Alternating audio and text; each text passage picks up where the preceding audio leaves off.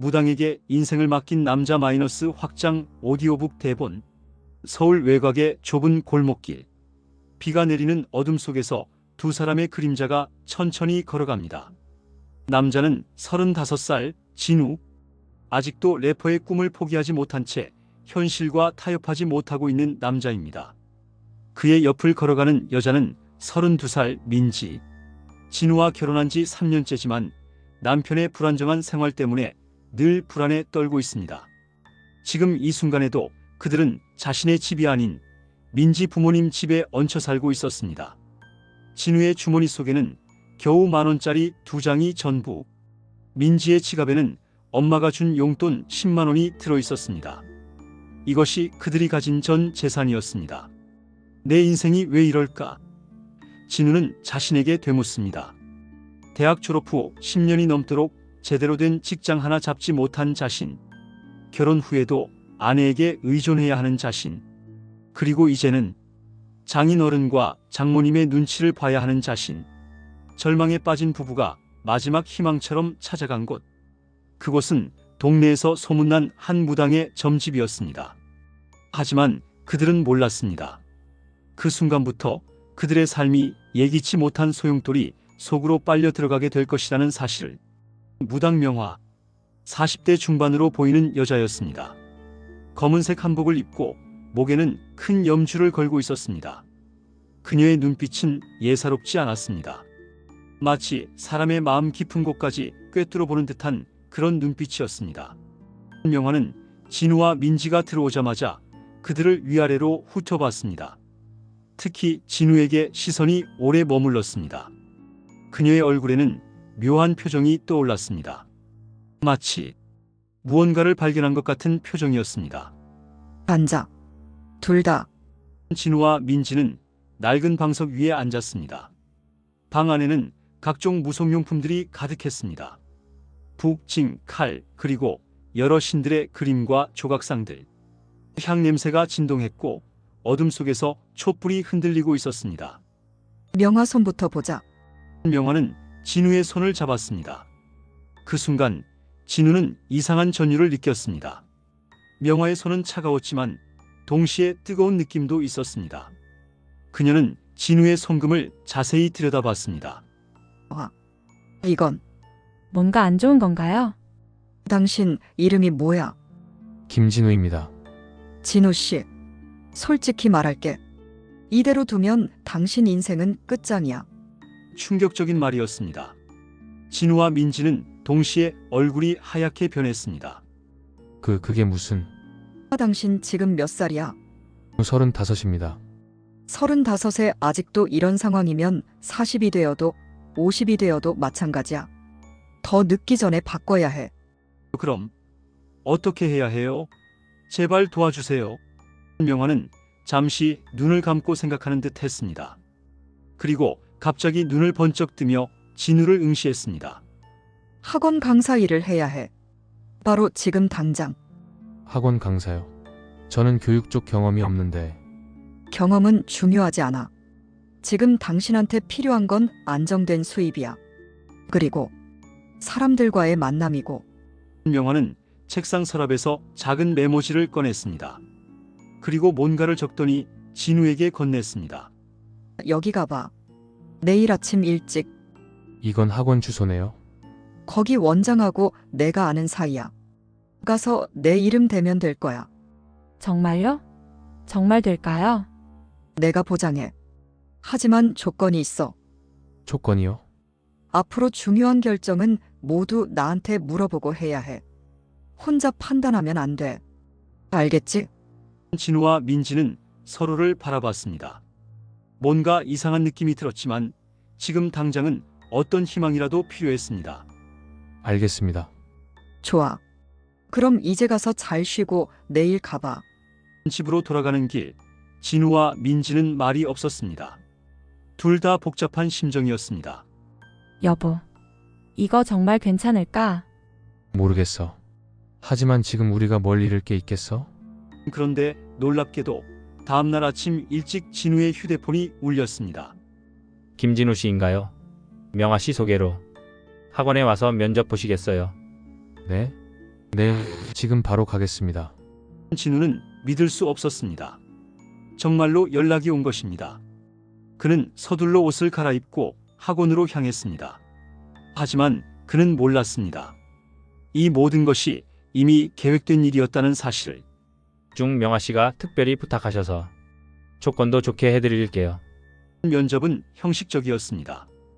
이미 결정된 일처럼 느껴졌습니다. 진우는 그날 바로 합격 통보를 받았습니다. 월급도 생각보다 괜찮았습니다. 정말 감사합니다. 그날 저녁 진우는 민지와 함께 다시 명화를 찾아갔습니다. 감사 인사를 하기 위해서였습니다. 정말 고맙습니다. 어떻게 이런 일이? 내가 뭐라고 했지? 내 말대로 하면 된다고 했잖아. 감사합니다, 정말로. 명화, 이제 시작이야. 앞으로도 계속 내 말 잘 들어야 해. 그때 진우와 민지는 알아차리지 못했습니다.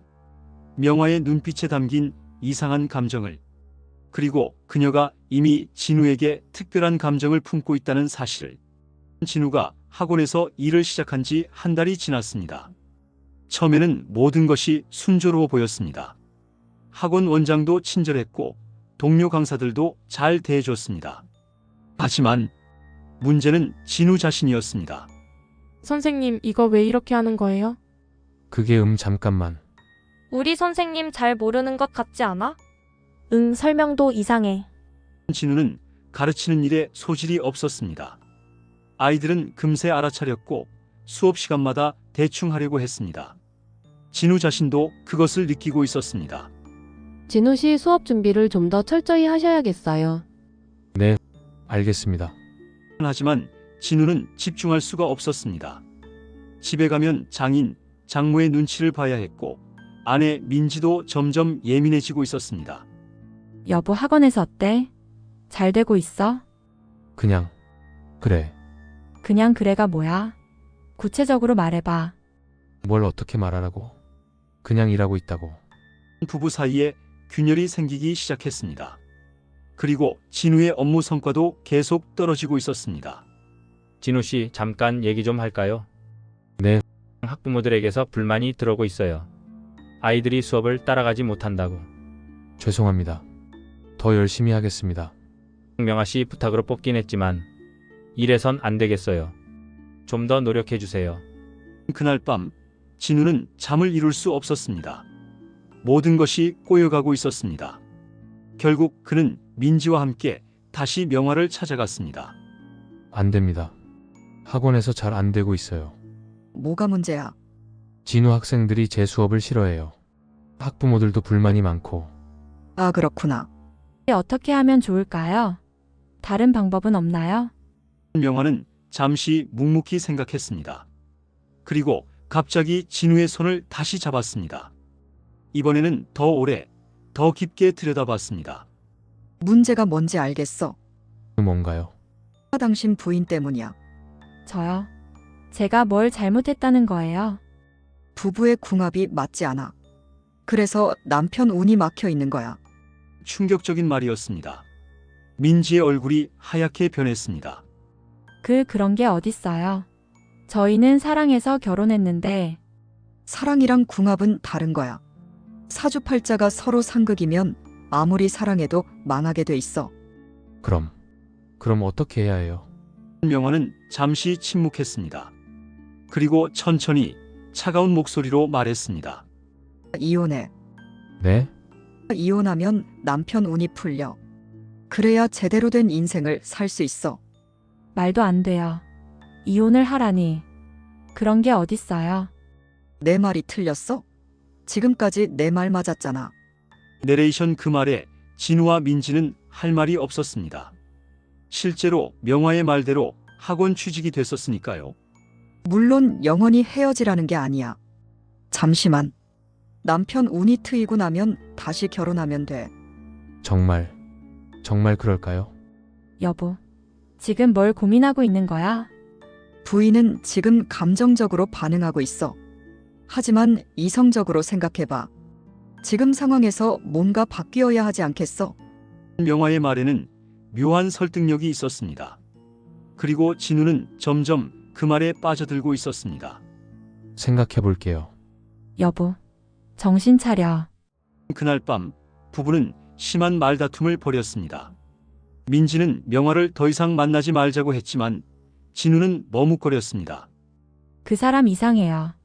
뭔가 목적이 있는 것 같아요.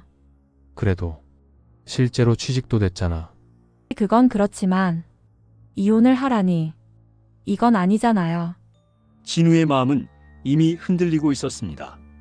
학원에서의 실패, 경제적 어려움, 그리고 계속되는 스트레스.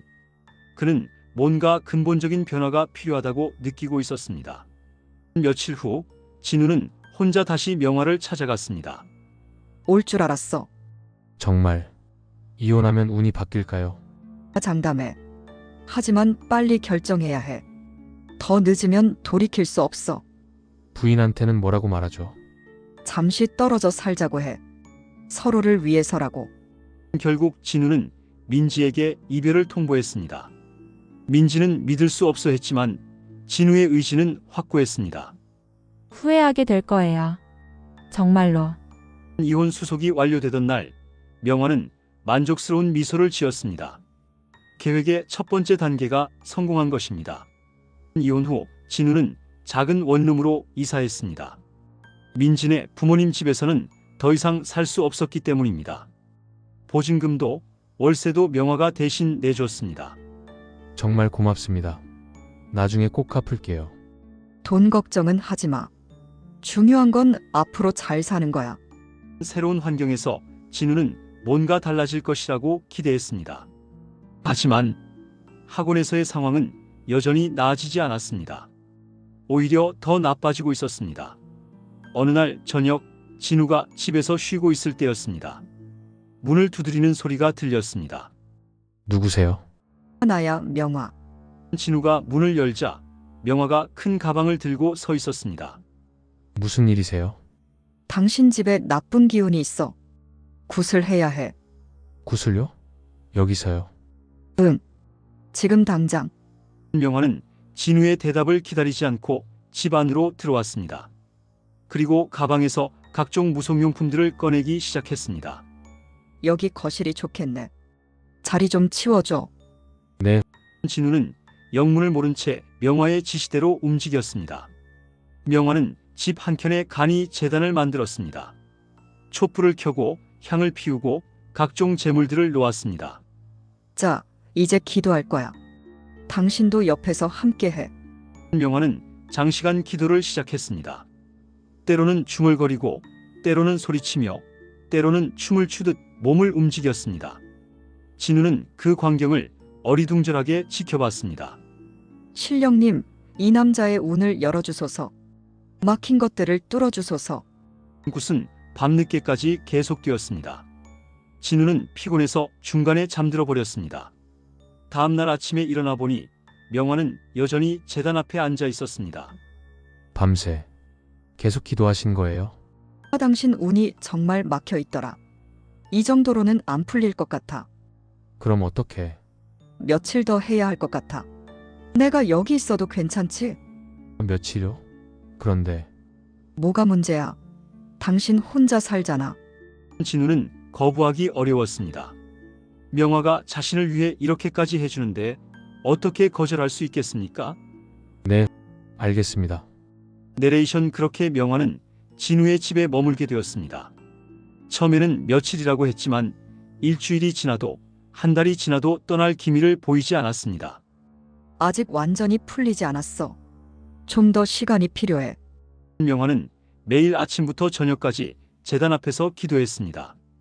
그리고 진우에게는 각종 지시를 내렸습니다. 이 시간에는 집을 나가면 안 돼.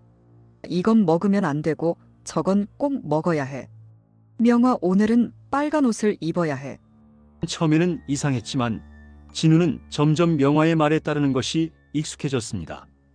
그리고 묘하게도 마음이 편해지는 느낌이 들었습니다. 모든 결정을 명화가 대신 해주니까 그는 생각할 필요가 없었습니다. 하지만 어느 날 명화가 진우에게 충격적인 말을 했습니다. 진우야, 사실은 말이 있어. 네? 우리 전생에 부부였어. 네? 전생에요? 응. 조선시대에 우리는 부부였는데 일찍 헤어지게 됐어. 그래서 이번 생에 다시 만난 거야. 말도 안 되는 얘기였지만 명화는 너무나 확신에 차서 말했습니다. 그래서 내가 당신을 도와주고 있는 거야. 전생의 인연 때문에. 그런 게 가능한가요? 물론이야.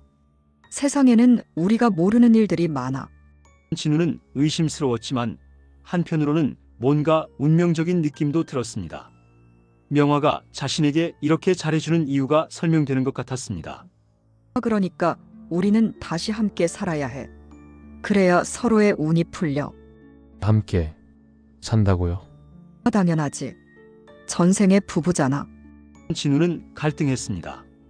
이상한 일이라는 걸 알면서도 명화의 말이 틀린 것 같지 않았습니다. 실제로 명화와 함께 있으면서 마음이 편해진 것도 사실이었습니다. 그럼 어떻게 하면 되나요? 지금처럼 계속 함께 살면 돼. 그럼 운이 점점 풀릴 거야. 그렇게 진우와 명화는 동거를 시작하게 되었습니다. 하지만 진우는 모르고 있었습니다. 명화의 진짜 목적을, 그리고 자신이 거미줄에 걸린 사실을. 며칠 후 의외의 일이 일어났습니다. 여보세요? 진우 씨, 갑자기 강사 한 명이 그만두게 됐어요. 더 많은 수업을 맡을 수 있겠어요. 네? 저요? 최근에 수업 실력이 많이 늘었다는 평가가 있어서요. 진우는 믿을 수 없었습니다. 분명히 예전에는 불만이 많았는데 갑자기 좋은 평가라니. 정말 고맙습니다. 전화를 끊은 후 진우는 명화에게 달려갔습니다. 정말 신기해요. 갑자기 수업을 더 맡게 됐어요. 그래. 다행이네. 역시 구슬해서 그런 건가요? 그럼 내가 뭐라고 했어? 함께 있으면 운이 풀린다고. 진우는 이제 명화를 완전히 믿게 되었습니다. 그리고 점점 더 깊이 의존하게 되었습니다. 하지만 그는 몰랐습니다. 이 모든 것이 명화의 치밀한 계획이었다는 사실을. 명화와 함께 산 지 6개월이 지났습니다. 진우는 이제 명화 없이는 아무것도 결정하지 못하는 상태가 되어 있었습니다. 아침에 일어나면 명화에게 오늘 뭘 입을지 물어보고 점심 메뉴도 명화가 정해줬습니다. 친구들과의 만남도 명화의 허락을 받아야 했습니다. 진우야, 오랜만에 술이나 한잔 할까? 잠깐만. 물어보고 연락할게. 물어본다고? 누구한테? 진우, 집에 같이 사는 사람한테. 진우의 친구들은 이상하게 생각했지만 진우는 이것이 당연하다고 여기고 있었습니다. 오늘은 안 돼. 중요한 기도를 해야 해. 네, 알겠습니다. 그런 어느 날 예상치 못한 방문자가 찾아왔습니다. 여보. 진우야. 나야 민지야. 진우는 깜짝 놀랐습니다. 이혼한 지 6개월 만에 처음 듣는 민지의 목소리였습니다. 민지가? 문 열지 마. 제발. 잠깐만 얘기하자. 내레이션 진우는 갈등했습니다. 한편으로는 민지가 보고 싶었지만 명화의 말을 거스를 수는 없었습니다. 저 여자 때문에 당신이 힘들었던 거 잊었어? 하지만 진우야. 제발. 뭔가 이상해. 내가 변했어. 결국 진우는 문을 열었습니다. 민지는 많이 야위어 있었습니다. 진우야. 괜찮아? 응, 괜찮아. 그때 명화가 뒤에서 나타났습니다. 뭐하러 왔어? 당신이 여기 있었군요. 그래. 나야. 그런데 왜 왔어? 이미 끝난 사이잖아. 진우야, 나랑 잠깐 얘기하자. 단둘이. 안 돼. 당신 때문에 진우가 다시 운이 막힐 수 있어. 민지는 진우를 애타게 바라봤습니다. 진우야. 제발. 정신 차려. 이 사람한테 속고 있어. 뭘 속는다는 거야? 이 사람. 이상해. 내가 알아봤는데 정식무당도 아니야. 그냥 사기꾼이라고. 뭐라고? 사기꾼? 맞아. 당신 과거를 알아봤어요. 여러 남자들한테 이런 식으로 접근했잖아요. 명화의 얼굴이 일그러졌습니다. 자신의 정체가 드러날 위기였습니다. 거짓말하지 마. 거짓말? 증거도 있어요. 민지는 가방에서 서류들을 꺼냈습니다. 여기 봐요. 이 사람이 다른 남자들한테 한 짓들. 이게 뭐야? 그 순간 진우는 뭔가 잘못됐다는 걸 느꼈습니다. 오랜만에 보는 민지, 그리고 명화의 이상한 반응. 그는 민지에게 다가가려고 했습니다. 민지야, 잠깐. 그런데 그 순간 명화가 갑자기 진우의 팔을 잡았습니다. 명화 가면 안 돼. 잠깐만요. 얘기 좀 들어보고. 안 돼. 절대 안 돼. 명화는 진우를 강제로 끌어당겼습니다. 진우는 명화를 뿌리치려고 했습니다. 놓으세요. 그때였습니다. 명화가 갑자기 현관 근처에 있던 삽을 집어들었습니다. 위험해. 명화는 삽으로 진우의 머리를 쳤습니다. 진우는 그 자리에서 쓰러졌습니다. 진우야. 이제 끝이야. 모든 게 끝이야. 민지는 119에 신고하려고 했지만 명화가 그녀의 휴대폰을 빼앗았습니다. 아무한테도 말하면 안 돼. 절대로. 그리고 명화는 의식을 잃은 진우를 끌고 나갔습니다. 목적지는 근처 강가였습니다. 진우가 정신을 차렸을 때는 강가였습니다. 명화가 그를 물가 근처로 끌고 온 것이었습니다. 여기가 어디예요? 진우야, 미안해. 왜 이런 거예요? 당신이 날 떠나려고 하잖아. 떠나다니. 무슨. 아까 그 여자. 당신 전 부인. 당신을 데려가려고 한 거잖아. 명화의 목소리는 점점 불안정해졌습니다. 나는 당신 없으면 못 살아. 잠깐 진정하세요. 당신이 날 버리면 나는 여기서 죽을 거야. 그 말과 함께 명화는 강물 쪽으로 걸어가기 시작했습니다. 안 돼요. 위험해요. 이미 늦었어. 모든 게 끝났어. 명화는 강물에 몸을 던졌습니다. 진우는 깜짝 놀라며 물에 뛰어들었습니다. 명화 씨, 정신 차려요. 다행히 물이 깊지 않아서 진우는 명화를 구해낼 수 있었습니다. 하지만 아기. 우리 아기. 아기요? 임신했는데 아기가. 진우는 충격을 받았습니다. 명화가 임신했다는 사실도 몰랐고 지금 이 상황에서 아이를 잃을 수 있다는 것도. 병원에 가야 해요. 빨리. 하지만 이미 늦었습니다. 명화 뱃속의 아이는 끝내 세상에 나오지 못했습니다.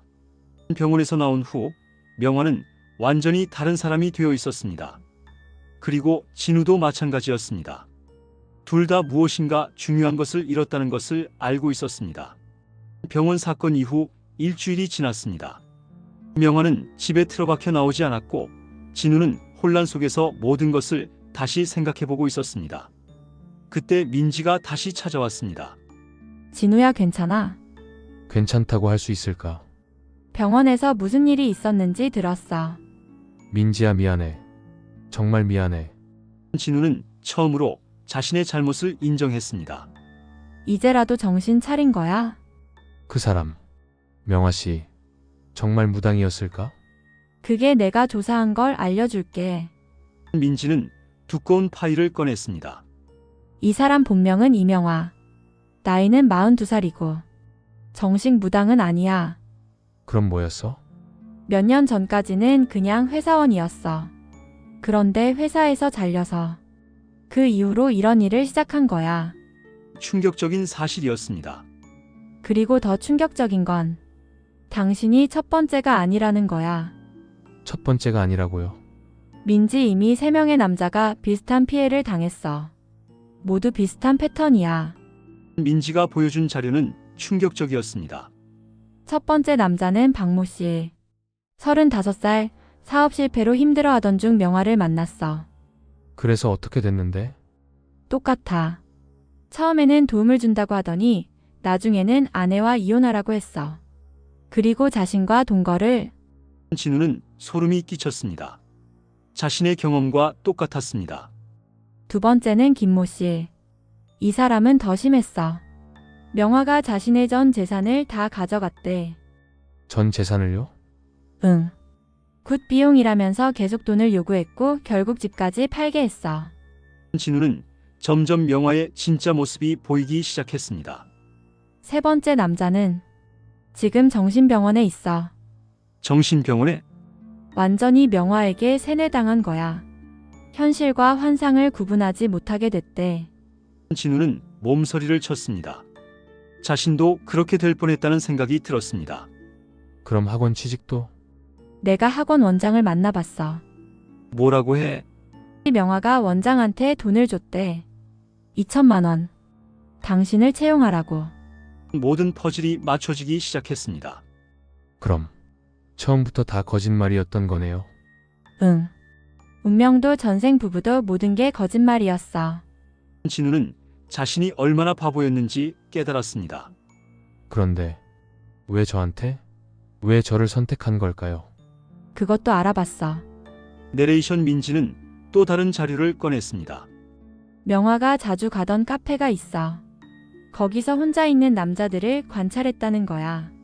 관찰을? 응. 경제적으로 어려워 보이고 우울해 보이는 남자들을 골라서 접근했어. 명화의 치밀한 계획이 드러났습니다. 그리고 당신을 처음 본 순간 첫눈에 반했대. 뭐라고? 명화는 모태솔로였어. 42살까지 한 번도 연애를 안 한 거야. 충격적인 사실이었습니다. 당신을 보고 진짜 사랑에 빠진 거야. 그래서 더 집착이 심했던 거고. 그럼 아이는? 그것도 거짓말일 가능성이 높아. 아마도. 병원 기록을 확인해 봤는데 임신했다는 기록이 없어. 진우는 모든 것이 조작되었다는 사실에 경악했습니다. 그럼 모든 게 다 거짓이었단 말이에요. 사랑만 빼고는 다 거짓이었어. 그때 갑자기 문이 열렸습니다. 명화가 나타난 것입니다. 다 들었어. 명화 씨, 명화 미안해. 정말 미안해. 명화는 무릎을 꿇고 울기 시작했습니다. 처음엔 정말 도와주려고 했어. 도와준다고요? 당신이 너무 힘들어 보였어. 정말로 도와주고 싶었어. 명화의 고백이 시작되었습니다.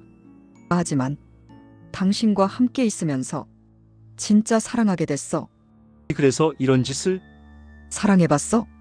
42년 동안 한 번도 사랑받아 본 적 없는 사람의 마음을 알아. 명화의 목소리에는 절망이 묻어 있었습니다. 처음으로 누군가를 사랑하게 됐는데 놓을 수 없었어. 하지만 이런 식으로 하면 안 되잖아요. 알아. 알고 있어. 하지만 다른 방법이 있었겠어? 명화는 자신의 비참한 과거를 털어놨습니다. 나는 누구도 사랑해주지 않았어. 부모님도 친구들도 아무도. 민지 그래도 이런 식으로 할 권리는 없어요. 권리 같은 건 생각할 겨를이 없었어. 그냥 진우가 좋았어. 방 안에는 무거운 침묵이 흘렀습니다. 이제 어떻게 하죠? 경찰서 갈 거야. 내가 한 짓들 다 자백할게. 당연한 거예요. 미안해. 정말 미안해. 당신 인생을 망쳐서. 제 인생은 원래도 망가져 있었어요. 그래도 이렇게 하면 안 됐어. 정말 미안해. 명화는 마지막으로 진우를 바라봤습니다. 그 눈빛에는 후회와 사랑이 동시에 담겨 있었습니다. 이명화는 사기와 폭행, 감금 혐의로 재판에 넘겨졌습니다. 그녀의 과거 행적들이 모두 밝혀지면서 다른 피해자들도 하나둘 나타났습니다. 결국 그녀에게는 징역 10년이 선고되었습니다. 피고인 이명화는 피해자들을 기망하여 재물을 편취하고 폭행을 가한 사실이 인정되므로 징역 3년을 선고한다. 선고 순간 명화는 진우를 바라봤습니다. 그녀의 눈에는 눈물이 가득했습니다. 진우도 복잡한 심정이었습니다. 분노와 동시에 묘한 연민도 느끼고 있었습니다. 재판이 끝난 후 진우와 민지는 법원 밖에서 만났습니다. 이제 어떻게 할 거야? 모르겠어. 정말 모르겠어. 우리 다시 시작할 수 있을까? 진우는 잠시 침묵했습니다. 지난 1년간의 일들이 머릿속을 스쳐 지나갔습니다. 시간이 필요할 것 같아. 알겠어. 기다릴게. 그렇게 두 사람은 각자의 길을 걸었습니다. 6개월이 지났습니다. 진우는 새로운 직장을 구했습니다. 이번에는 자신의 힘으로 정직하게 구한 일자리였습니다. 작은 출판사의 편집자로 일하게 된 것입니다. 월급은 많지 않았지만 자신이 좋아하는 일이었습니다. 이제야 제대로 된 삶을 사는 것 같다. 진우는 명화와의 일을 통해 많은 것을 깨달았습니다. 무엇보다 자신의 삶은 자신이 책임져야 한다는 것을, 그리고 타인에게 의존해서는 안 된다는 것을. 어느 날 진우는 민지와 다시 만났습니다. 어떻게 지내? 괜찮아. 일도 재미있고. 민지 다행이네. 민지야. 그때 일 정말 미안했어. 이제 그만 얘기하자. 다 지난 일이야. 두 사람은 천천히 관계를 회복해 갔습니다. 서둘지 않았습니다. 이번에는 확실히 하고 싶었습니다. 그러던 어느 날 진우에게 편지 한 통이 도착했습니다. 발신자는 이명화였습니다. 편지를 읽어보니 명화가 교도소에서 쓴 것이었습니다. 진우 씨, 안녕하세요. 감옥에서 지내면서 매일 후회하고 있습니다. 제가 한 행동들이 얼마나 잘못된 것이었는지 이제야 깨닫고 있어요. 처음에는 정말로 당신을 도와주고 싶었어요. 하지만 어느새 제 욕심이 앞서게 됐습니다. 사랑이라는 이름으로 당신을 조종하려 했어요. 그것은 사랑이 아니었습니다. 그냥 제 외로움과 집착이었어요. 지금 생각해보니 제가 정말 당신을 사랑했다면 당신의 행복을 먼저 생각했어야 했어요. 하지만 저는 제 만족만 생각했습니다. 당신이 행복하길 바랍니다. 그리고 다시는 저 같은 사람에게 속지 마세요. 당신은 충분히 훌륭한 사람이에요. 스스로를 믿으세요. 마지막으로 정말 미안합니다. 진우는 편지를 다 읽고 나서 복잡한 심정이었습니다. 분노는 이미 많이 가라앉은 상태였고 이제는 그냥 안타까운 마음이 들었습니다. 사람이 외로우면 이렇게까지 되는 건가? 진우는 명화에게 답장을 쓰지는 않았습니다. 하지만 그녀를 완전히 증오하지도 않기로 했습니다. 그저 불행한 사람으로 기억하기로 했습니다. 1년 후 진우와 민지는 다시 결혼했습니다. 조용한 결혼식이었지만 이전보다 훨씬 단단한 사랑이었습니다. 둘 다 많은 것을 배웠기 때문입니다. 이번엔 정말 잘해보자. 응. 이번엔 우리가 서로만 믿고 살자. 결혼식장에서 진우는 문득 명화 생각이 났습니다. 지금쯤 그녀는 어떻게 지내고 있을까? 후회하고 있을까? 아니면 여전히 원망하고 있을까? 하지만 진우는 더 이상 그런 생각에 빠지지 않았습니다. 과거는 과거로 두고 현재와 미래에 집중하기로 했습니다. 2년이 더 지났습니다. 진우는 출판사에서 팀장으로 승진했습니다. 민지도 자신의 일을 찾아 꽃집을 운영하고 있었습니다. 두 사람에게는 작은 아이도 생겼습니다. 우리 딸 예쁘지? 응. 정말 예뻐. 평범하지만 행복한 일상이었습니다. 진우는 이제야 진짜 행복이 무엇인지 알 것 같았습니다. 어느 날 저녁 진우는 TV에서 뉴스를 보고 있었습니다. 그때 한 소식이 나왔습니다. 무당을 사칭해 여러 남성들을 기망한 혐의로 복역 중이던 이모 씨가 교도소에서 석방됐습니다. 명화가 출소했다는 소식이었습니다. 진우는 잠시 긴장했습니다. 괜찮아. 응. 괜찮아. 이제는 상관없어. 그리고 실제로 그랬습니다. 명화가 다시 나타날지도 모른다는 불안은 있었지만 진우는 더 이상 예전에 그 약한 사람이 아니었습니다. 며칠 후 정말로 명화로부터 연락이 왔습니다. 진우 씨, 저 명화예요. 출소했어요. 한 번만 만나서 사과하고 싶어요. 제발요. 내레이션 진우는 잠시 고민했습니다. 그리고 민지와 상의했습니다. 어떻게 하고 싶어? 사실 궁금해. 어떻게 지냈는지, 어떻게 변했는지. 그럼 만나봐. 하지만 조심해. 진우는 명화와 만나기로 했습니다. 장소는 사람이 많은 카페였습니다. 명화는 많이 변해 있었습니다. 살도 빠지고 머리도 하얗게 센 부분이 많았습니다. 하지만 무엇보다 눈빛이 달랐습니다. 예전에 그 집착적이고 광기 어린 눈빛은 사라지고 평온한 눈빛이었습니다. 도와줘서 고마워요. 어떻게 지내셨어요? 많이 반성했어요. 정말 많이. 명화는 교도소에서의 2년 반을 얘기했습니다. 처음에는 억울했어요. 사랑했는데 왜 나만 벌 받느냐고. 이제는 어떠세요? 이제는 제가 한 게 사랑이 아니었다는 걸 알겠어요. 명화는 진심으로 후회하고 있는 것 같았습니다. 진우 씨 행복하게 사시죠? 네. 행복합니다. 다행이에요. 정말 다행이에요. 두 사람은 그렇게 마지막 대화를 나눴습니다. 앞으로는 더 이상 연락드리지 않을게요. 어떻게 살 계획이세요? 아무도 모르는 곳으로 가서 조용히 살려고요. 진짜 참회하면서. 그렇게 두 사람은 헤어졌습니다. 이번에는 정말 마지막으로 집으로 돌아온 진우는 민지와 아이에게 그 얘기를 했습니다. 어떻던? 많이 변한 것 같아. 진짜 후회하는 것 같았어. 그래도 조심해야 해. 알아. 하지만 이제는 괜찮아. 나도 예전의 내가 아니니까. 그 후로 몇 년이 더 지났습니다. 명화로부터는 다시 연락이 오지 않았습니다. 아마 정말로 조용히 살고 있는 것 같았습니다. 진우는 이제 완전히 다른 사람이 되어 있었습니다. 자신감도 생겼고 일도 잘했습니다. 가정도 화목했습니다. 무엇보다 스스로의 힘으로 살아가고 있었습니다. 아빠가 너한테 해줄 얘기가 있어. 뭐예요? 세상에는 나쁜 사람들이 있단다. 착한 척하면서 나쁜 일을 하는 사람들. 딸 어떤 사람들이요?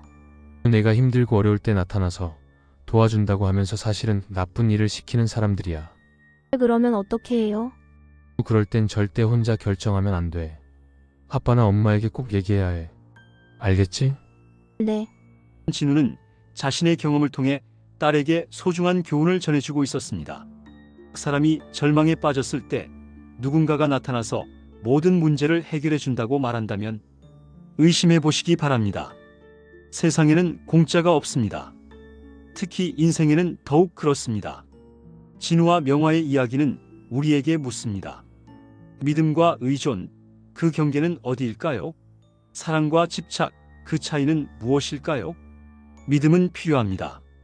하지만 그 믿음은 스스로를 지탱하는 힘이어야지 누군가에게 완전히 의존하는 것이어서는 안 됩니다. 사랑도 마찬가지입니다.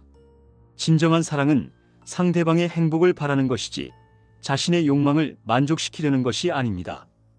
여러분이라면 진우의 상황에서 어떤 선택을 하셨을까요? 그리고 명화의 마음을 이해할 수 있으십니까? 이 이야기가 여러분에게 작은 교훈이 되기를 바랍니다. 절망 속에서도 올바른 선택을 할 수 있는 지혜를, 그리고 진정한 믿음과 사랑을 구분할 수 있는 안목을 갖게 되기를 바랍니다.